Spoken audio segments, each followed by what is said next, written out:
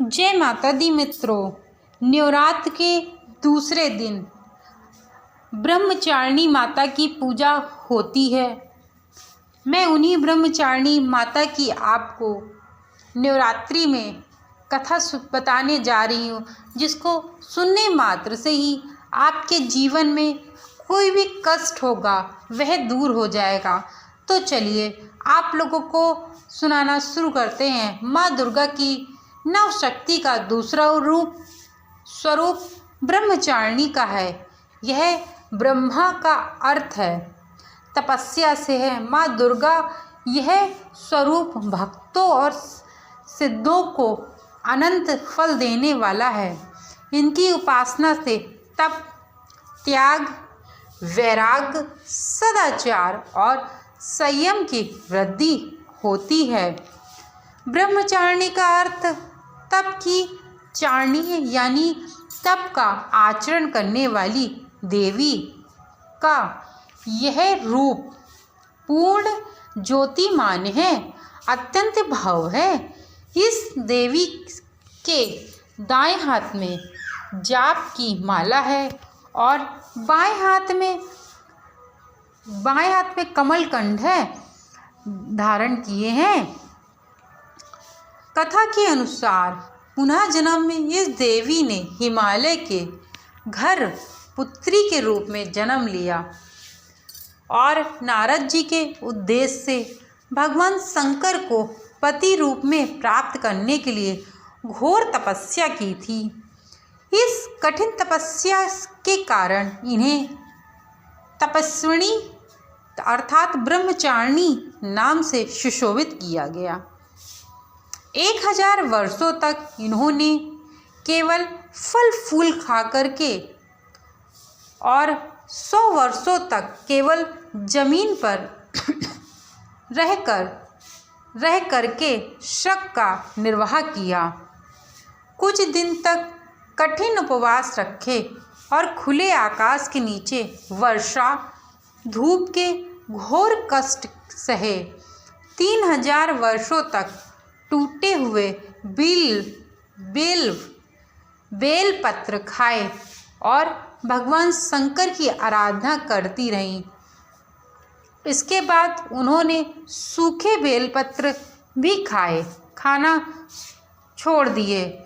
कई हजार वर्ष तक निर्जल और निराहार रहकर तपस्या करती रही। माँ पत्तों को खाना छोड़ देने के कारण ही इनका नाम अर्पणा नाम पड़ा।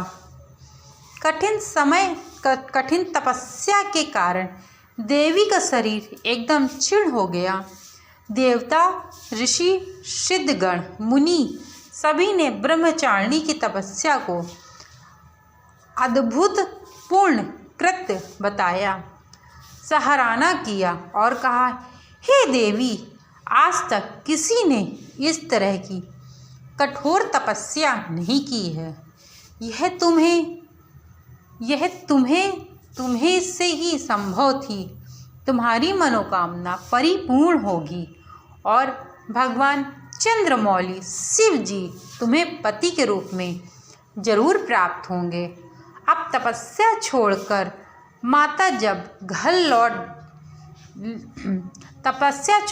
घर लौट जाओ। जल्द ही तुम्हारे पति तुम्हें बुलाने आ रहे हैं। इस देवी की कथा का सार यह है कि जीवन के कठिन संघर्षों में भी मन विचलित नहीं होना चाहिए। माँ ब्रह्मचारिणी देवी की कृपा से सर्वसिद्ध प्राप्त होती हैं। दुर्गा पूजा के दूसरे दिन देवी के इसी स्वरूप की उपासना की जाती है।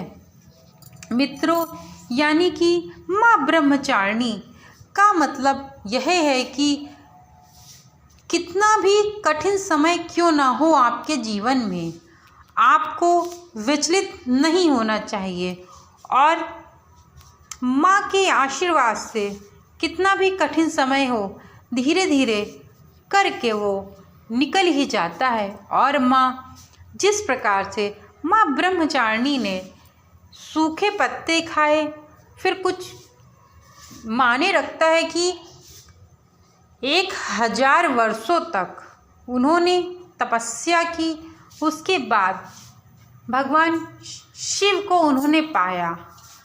आज प्रेजेंट टाइम का समय ऐसा है कि यदि कोई व्यक्ति पूरी फोकस के साथ किसी चीज़ में अगर लग जाए तो वह व्यक्ति सफल जरूर से ज़रूर होगा। देखिए, माता ने इतने वर्षों के तपस्या के बाद जब भगवान शिव को प्राप्त किया तो उसका फल ही अलग था, उसका मज़ा ही अलग था।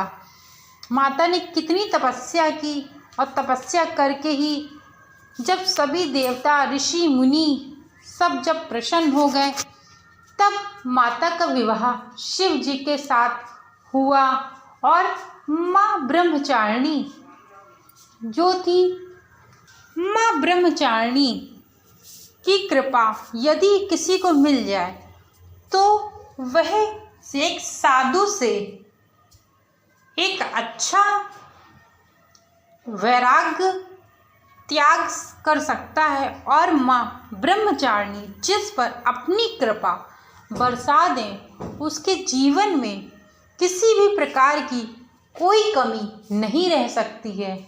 माँ ब्रह्मचारिणी शांति का प्रतीक है और माता रानी अपने भक्तों का सदैव कल्याण करती हैं और उनको दुखों में देख नहीं सकती हैं। इस कारण माता ब्रह्मचारिणी नवरात्र के जो 9 दिन के नवरात्र चल रहे हैं, दूसरा दिन माता ब्रह्मचारिणी का होता है। जो भी व्यक्ति इनकी कथा को सुनता है, स्मरण करता है, उसके जीवन से सदैव के लिए सारे दुखों का निवारण अपने आप हो जाता है। यदि कोई व्यक्ति इस कथा को सुनेगा और बहुत विचलित होगा, यानी कि वो बहुत विचलित होगा, उसके अंदर बहुत नेगेटिविटी होगी, जो इस कहानी को सुनेगा उसका तात्पर्य यह होगा कि जीवन में कितनी भी परेशानियां क्यों ना आ जाए, जीवन कितना भी मृत्यु के समान क्यों ना लगने लगे, लेकिन एक समय ऐसा जरूर आएगा जब आप इन सब चीज़ों से ऊपर उठ चुके होंगे। और आपको जब इन सब चीज़ों से ऊपर उठ चुके होंगे, यानी कि जब आपका सही मार्गदर्शन हो जाएगा और आप जो प्राप्त करना चाहते थे वह प्राप्त कर लेंगे, तो आपको ऐसा लगेगा ये तो कुछ भी नहीं था कष्ट हमारे जीवन में, जो भी जैसा भी था ये हमें एक उन्नति की सीढ़ी चढ़ाने के लिए था। तो मित्रों, माता रानी आप लोगों के ऊपर दया बनाए रखे और आप दूसरे दिन माता ब्रह्मचारिणी की पूजा करिए, अर्चना करिए। माता रानी आप लोगों से शीघ्र प्रसन्न हो और आपके जीवन में जो भी कष्ट हो, जो भी दिक्कतें हो, जो भी प्रॉब्लम्स हो, माता रानी की दया से आपके जीवन में वो सारी प्रॉब्लम्स दूर हो जाए और आप जो पाना चाहते हैं, जो आप सोचते हैं कि सरकारी नौकरी मिल जाए या फिर और भी बहुत सारी चीज़ें होती जो आप पाना चाहते हैं, वो आपको मिल जाए। अब मैं अपने वीडियो को यहीं विराम देती हूँ। Thank you so much video को वॉच करने के लिए।